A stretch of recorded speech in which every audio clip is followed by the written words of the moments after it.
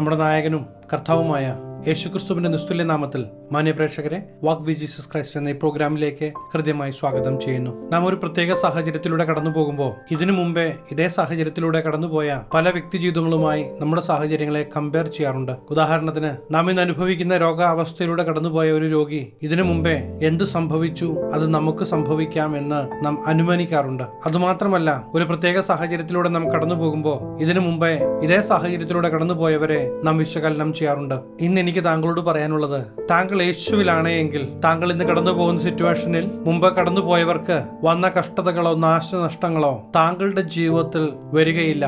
വിശ്വസിക്കുന്നുവെങ്കിൽ ദൈവിക പ്രൊവിഷൻസ് ഈ ദിവസങ്ങളിൽ താങ്കൾക്ക് വേണ്ടി വെളിപ്പെടാൻ പോകുകയാണ്. മാത്രമല്ല, എത്ര വലിയ വിഷയം വന്നാലും ആശ്വസിപ്പിക്കുന്ന ദൈവത്തിന്റെ കരത്തിൽ സമാധാനം കണ്ടെത്തുവാൻ നമുക്ക് കഴിയും. അപ്പോസ്തലന്മാർ ഇത്തരത്തിലുള്ള ദൈവിക സമാധാനം അനുഭവിച്ചതായി വചനത്തിൽ നമുക്ക് കാണുവാൻ കഴിയും. അപ്പോസ്തല പ്രവൃത്തി 12-ാം അധ്യായത്തിലേക്ക് വരുമ്പോൾ ഹെരോദാവ് സഭയിലെ ചിലരെ പീഡിപ്പിക്കേണ്ടതിന് കൈനീട്ടുന്നതായി നമുക്ക് കാണുവാൻ കഴിയും. യോഹന്നാന്റെ സഹോദരനായ യാക്കോബിനെ അവൻ വാൾ കൊണ്ട് കൊന്നു. ഇങ്ങനെ ചെയ്ത ഈ പ്രവൃത്തി യഹൂദന്മാർക്ക് പ്രസാദമായി എന്ന് ഹെരോദാവ് കണ്ടതുകൊണ്ട് അവൻ പത്രോസിനെയും പിടിച്ചു.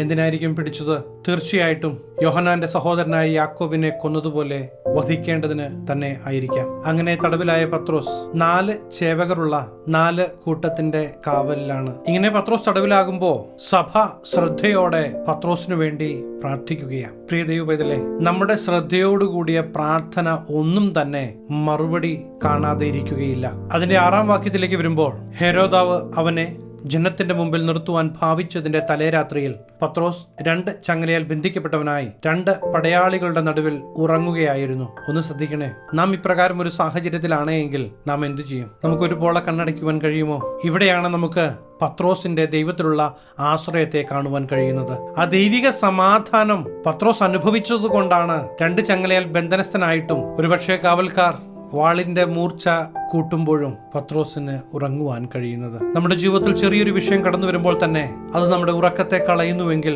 ഇവിടെ ഒരു കാര്യം ശ്രദ്ധിക്കണേ, നമ്മുടെ ജീവിതത്തിന്റെ നിയന്ത്രണം ദൈവത്തിന്റെ കരത്തിൽ കൊടുക്കുന്നെങ്കിൽ നമ്മുടെ ജീവിതത്തിൽ ദോഷമായത് ഒന്നും കടന്നു വരികയില്ല എന്ന് നാം ഇന്നും ഉറക്കേണ്ടത് ആവശ്യമാണ്. നമ്മളെക്കാൾ ബലമുള്ളവന്റെ കരത്തിൽ നാം സുരക്ഷിതരാണ് എന്ന ഒരു ബോധ്യം നമുക്കുണ്ടാകുമ്പോഴാണ് നമുക്ക് സമാധാനമായിരിക്കുവാൻ കഴിയുന്നത്. നമ്മുടെ അധികാരികൾ ഒരുപക്ഷെ ഒരു സമൂഹത്തെ പ്രസാദിപ്പിക്കുവാൻ വേണ്ടി നമുക്കെതിരെ തിരിഞ്ഞിരിക്കാം. പ്രിയ ദൈവപൈതലേ, യേശുവിലാണ് താങ്കളെങ്കിൽ ദൈവം താങ്കളെ കൈവിടുകയില്ല. ഇന്ന് താങ്കൾ കടന്നു പോകുന്ന എല്ലാ സർക്കംസ്റ്റാൻസസിന്റെ മേലും നിയന്ത്രണമുള്ള തമ്പുരാൻ താങ്കളുടെ കൂടെയുണ്ട്.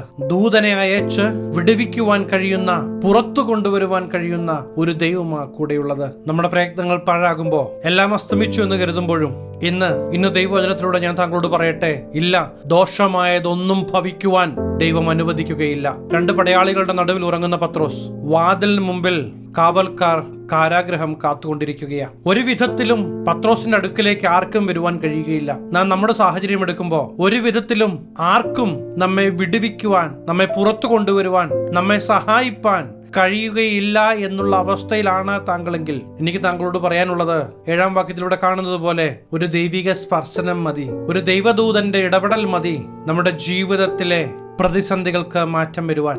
ആർക്കും കടന്നു വന്ന് വിടുവിക്കുവാൻ കഴിയാത്ത സാഹചര്യങ്ങളിൽ വിടുവിക്കുവാൻ വേണ്ടി ദൈവം തന്റെ ദൂതനെ നിയോഗിക്കുന്ന സാഹചര്യങ്ങൾ താങ്കളുടെ ജീവിതത്തിലും ഈ ദിവസങ്ങളിൽ ഉണ്ടാകാൻ പോകുകയാണ്. താങ്കളെ സൗഖ്യമാക്കുവാൻ, താങ്കളെ വിടുവിക്കുവാൻ, താങ്കളെ പുറത്തു കൊണ്ടുവരുവാൻ തന്റെ ദൂതനെ അയക്കുന്ന ഒരു ജീവിക്കുന്ന ദൈവമുണ്ടെന്ന് ഇന്ന് ഞാൻ താങ്കളെ ഓർമ്മിപ്പിക്കുകയാണ്. വിശ്വസിച്ചാട്ട്, യേശു താങ്കളെ സ്നേഹിക്കുന്നു. മുന്നിൽ കാണുന്ന പ്രതിസന്ധികൾക്ക് താങ്കളെ തകർക്കുവാൻ കഴിയുകയില്ല. ഈ ദിവസങ്ങളിൽ അടഞ്ഞു കിടക്കുന്ന വാതിലുകളുടെ മുമ്പാകെയാണ് എങ്കിലും, പുറത്തു വരുവാൻ കഴിയാത്ത അവസ്ഥയിലാണ് എങ്കിലും, ഈ ജീവിക്കുന്ന ദൈവം താങ്കളെ പുറത്തു കൊണ്ടുവരുമെന്ന് ദൈവാത്മാവിൽ ഞാൻ വിളിച്ചു പറയുകയാണ്. ഈ ദൈവിക സമാധാനം നമുക്ക് ലഭിക്കുന്നത് കാൽവരി ക്രൂശിലെ രക്തത്താൽ നാം കഴുകപ്പെടുമ്പോഴാണ്. നാം പാപികളായിരുന്നപ്പോൾ തന്നെ സ്വപുത്രനെ നമുക്ക് വേണ്ടി യാഗമായി തന്നത് നമ്മെ വിടുവിപ്പാനാ, നമ്മെ രക്ഷിക്കുവാനാ.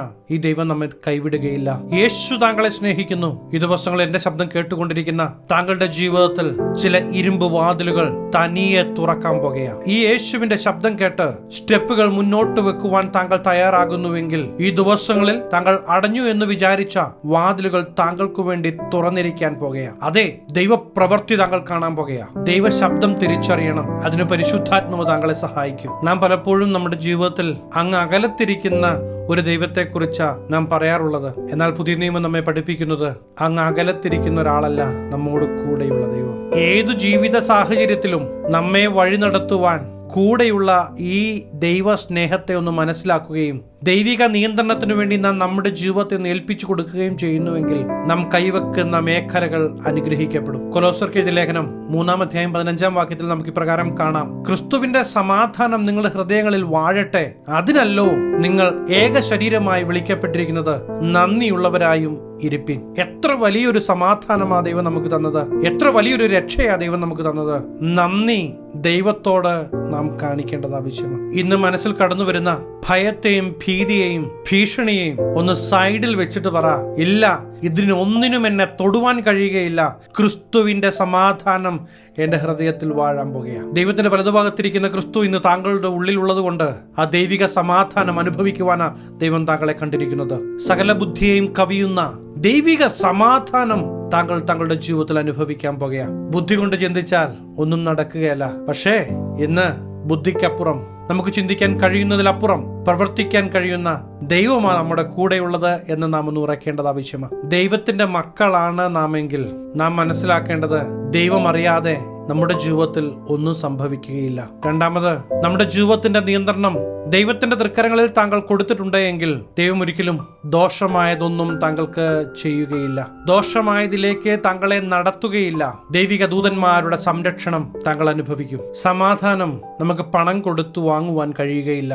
എന്നാൽ ഈ ദൈവത്തോട് അടുത്തു വരുന്ന, താങ്കളെ സമാധാനിപ്പിക്കുന്ന, താങ്കളുടെ വിഷമഘട്ടങ്ങളിൽ പ്രവർത്തിക്കുന്ന, നിത്യതയിലേക്ക് നമ്മെ ഒരുക്കുന്ന ഈ ദൈവത്തിന്റെ തൃക്കരത്തിലേക്ക് നമ്മെ ഏൽപ്പിച്ചു കൊടുക്കാമോ? കുറ്റം പറയുന്നവർ, തള്ളിക്കളയുന്നവർ, കുറ്റപ്പെടുത്തുന്നവർ നമ്മുടെ ചുറ്റും ഒത്തിരി ഉണ്ടാകാം. എന്നാൽ ഈ സ്നേഹിക്കുന്ന യേശുവിന്റെ അടുക്കലേക്ക് താങ്കൾ കടന്നു വരുന്നുവെങ്കിൽ ദൈവിക സമാധാനം താങ്കളുടെ ജീവിതത്തിൽ, താങ്കളുടെ കുടുംബത്തിൽ താങ്കൾ അനുഭവിക്കാൻ പോകുകയാണ്. യേശു അപ്പ എന്റെ ജീവിതത്തിലേക്ക് കടന്നു വന്ന് എന്റെ ജീവിതത്തിന്റെ നിയന്ത്രണം അങ്ങ് ഏറ്റെടുക്കണമേ എന്ന് താങ്കൾ പറയുവാൻ ആഗ്രഹിക്കുന്നുവെങ്കിൽ ഞാൻ താങ്കൾക്ക് വേണ്ടി പ്രാർത്ഥിക്കുവാൻ ആഗ്രഹിക്കുകയാണ്. കണ്ണുകളെ അടച്ചാട്ട് നമുക്ക് ഒരുമിച്ച് പ്രാർത്ഥിക്കാം. മഹാപരിശുദ്ധനായ ഞങ്ങളുടെ സ്വർഗീയ പിതാവേ, ദൈവശബ്ദം കേട്ട് യേശുവിനോടൊപ്പം ജീവിപ്പാൻ ഹൃദയമേ ആഗ്രഹിക്കുന്ന ദൈവജനത്തെ ദൈവത്തിന്റെ തൃക്കരങ്ങളിലേക്ക് താഴ്ത്തിയേൽപ്പിക്കുകയാണ്. ഈ ദിവസങ്ങളിൽ തന്നെ ദൈവജനം കടന്നു പോകുന്ന ഈ വിഷമഘട്ടങ്ങളിൽ നിന്ന് ദൈവജനം പുറത്തു വരട്ടെ. അടഞ്ഞുകിടക്കുന്ന വാതിലുകൾ യേശുവിന്റെ നാമത്തിൽ ദൈവജനത്തിനു വേണ്ടി തുറന്നിരിക്കട്ടെ. ദൈവിക പ്രൊവിഷൻസ് ഈ ദൈവജനം അനുഭവിക്കട്ടെ, അനുഗ്രഹമാകട്ടെ. സകലമാന മഹത്വം അങ്ങേക്ക്, സകല നസ്രനെ യേശു ക്രിസ്തുവിന്റെ നിസ്തുല്യ നാമത്തിൽ തന്നെ ആമേൻ. ഭാരപ്പെടരുത്, ഹൃദയം കലങ്ങരുത്.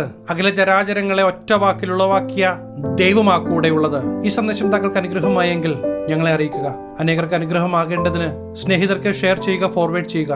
ഈ ചാനൽ താങ്കൾ ഇതുവരെയായിട്ടും സബ്സ്ക്രൈബ് ചെയ്തിട്ടില്ല എങ്കിൽ സബ്സ്ക്രൈബ് ചെയ്യുക. ദൈവം അനുവദിച്ചാൽ അടുത്ത ദിവസം നമുക്ക് വീണ്ടും കാണാം. Stay blessed.